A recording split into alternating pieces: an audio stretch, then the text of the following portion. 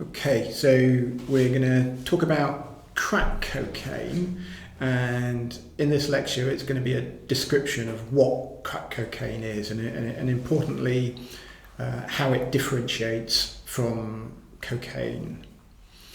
So that's what crack looks like. It tends to be bought according to the cost of the size of the rock. So crack, they're known as rocks or stones. So you would, if you were buying, you would ask for a £10 rock or a £10 stone, and you'd probably get about 3 hits from a £10 rock. That gives you some idea of how it's used. So to contrast with cocaine, so this is cocaine. This is powder cocaine. So this is cocaine hydrochloride. Cocaine is heat sensitive, and it cannot really be smoked. So it destabilizes when it's burned. So it's not. You can smoke it, but it's a very inefficient way of using cocaine. So people have been smoking cocaine for years in South America.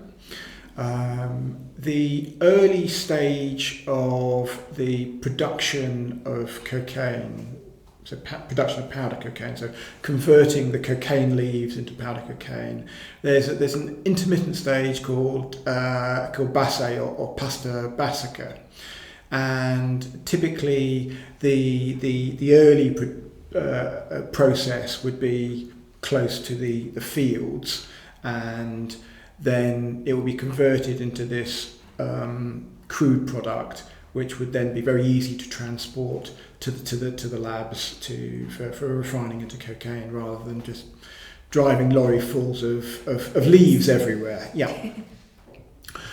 So another term is bazooka from Colombia, meaning trash. So the trash left over at the bottom of the barrel after cocaine production, and in South America, bazooka is commonly smoked in a cigarette or a pipe. So smoking cocaine has gone on for decades in South America, and it's still used and sold. So cocaine for the peasants in South America. So selling for 30 cents a hit will give you a powerful but short-lived high. So there's lots of legends around how crack cocaine came to North America and came to the attention of the world. So I like this legend anyway. So a cocaine trafficker went down to South America to just look at his investment and look at his process pathway, make sure everything's going okay, and he noticed the cocaine workers scraping off bits of basse and rolling them into cigarettes, and he tried smoking it and realised that he got a really great hit from smoking this cocaine. So he went back to the States and tried smoking powder cocaine, and realised it was different. Had a friend who was a chemist, talked to him, and realised what was actually going on was the basse was actually the cocaine molecule and not the cocaine hydrochloride. So there is a process by which the base is removed from the cocaine hydrochloride. So that's where the term freeing the base or freebasing comes from. You heard that? No. Okay, so freebasing was a term that was used to describe using crack cocaine. So this is this is easily done. It's very easily at home to make crack cocaine by typically using sodium bicarbonate or baking soda. You need to add a strong alkali. The process of converting cocaine into crack cocaine is called washing. So if you ask a cocaine user, do you ever wash up? Then that means, do you ever convert it into crack cocaine? Why would people do that? Isn't the hydrochloride version more expensive than the crack cocaine? We are coming to that. We are coming to that. Okay. Why is it called crack cocaine? So the process of washing with baking soda and also the smoking of it gives off a cracking sound. So crack, hence crack. Okay. Oh, here we go. I forgot I had this slide. So handy recipe for how to make crack cocaine. So very, very, very simple to do. I mean, most users now, won't do this at home because it's just so easy to buy crack cocaine. Who's that? Who was in Coming to America, wasn't he? Or was that, No, you're thinking of Eddie Murphy. No, this is old. This is a generation before. So this is Richard Pryor. That's it, I do recognise him. So Richard Pryor was the biggest thing in entertainment in America in the late 70s, early 80s. And what happened in 1980, and this was because he was the biggest entertainer in North America, this was all over the newspaper, he managed to set himself on fire. Either it was him using ether for some reason, or him pouring alcohol on himself. It was something to do with him washing up cocaine, making crack. So newspaper headlines were, Richard Pryor sets himself on fire, high on crack cocaine. So all of North America then asked, what's crack cocaine? Oh. If it's good enough for Richard Pryor, I want some. So it was this event that was very much credited for popularising crack cocaine in North America. Before we get to that, the other reason why crack cocaine became very popular is that certainly in the 80s, powder cocaine was very expensive, and it was used predominantly by wealthy white Americans who had the money. So the cocaine dealers in South America, they were ever interested in increasing their market.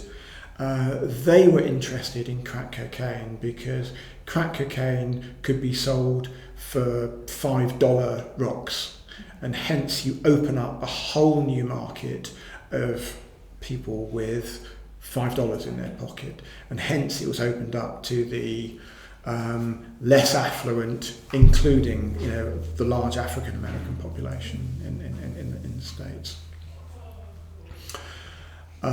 Okay, so here's a question. What is the faster onset of action, smoking a drug or injecting it?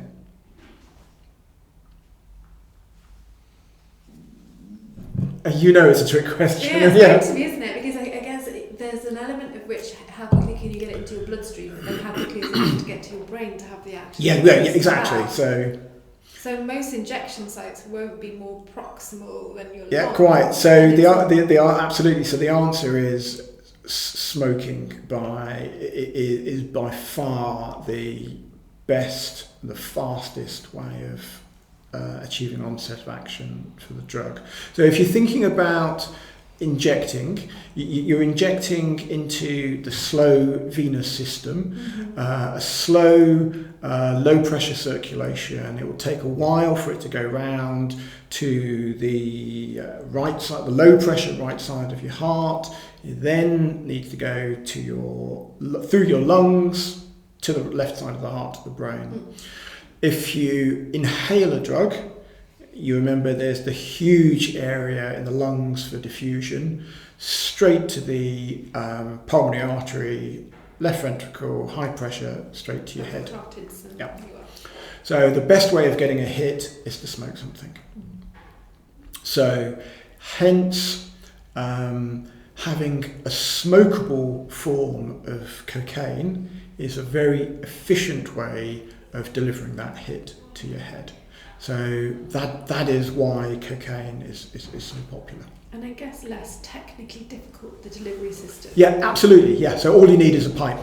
You know, you don't need a syringe. Yeah. Or any venipuncture skill. Quite. Yeah. So this is a crack pipe. So the onset of action is almost immediate. You know, within seconds, you'll feel the hit, and with crack cocaine, you get a much more intense hit compared to, say, snorting a line of cocaine, or even in injecting a line of cocaine. So when they did but the intense hit is very short-lived, only about 10 minutes or so, or 5 or 10 minutes. When they did studies of users and asked them, well, when do you feel highest? The peak, the subjective peak, was after about 1 or 2 minutes. And certainly after 10 minutes, the user is going to be wanting to have another hit. Okay. So a very intense high, but short-lived. Again, this is reports from a blog, a user blog about crack cocaine, and you can read through this and just see how risky and damaging it can be. Oh my God, this hit is intense. I felt so good. I immediately gave the guy with us another $20 to get the rock that he had.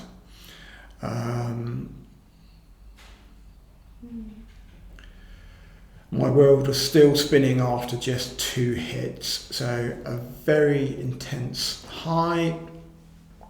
Didn't even remember her setting up the pipe or buying more cracks. Since I just remember buying the £20 worth.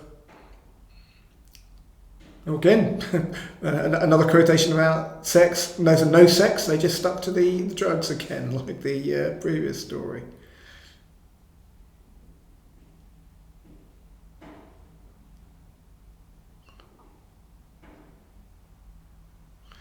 And then again, she puts the entire rock on the pipe and hits that, rather than, it's just chasing that absolutely intense high by using more and more. And after that, 20 minutes, it was gone. So, it's possible to use huge amounts in a very short time. £80 worth of crack done in 20 minutes, and we both wanted more. He had set himself a budget of $80, but went straight for the nearest cash point. This is really telling. I was so whacked out of my mind that I actually had the horrible thought of robbing an old lady. So this is what crack cocaine does. It's such an intense high. So the intense high is so incredibly reinforcing. You want more. The end. Any questions? Please put them in the comments section below.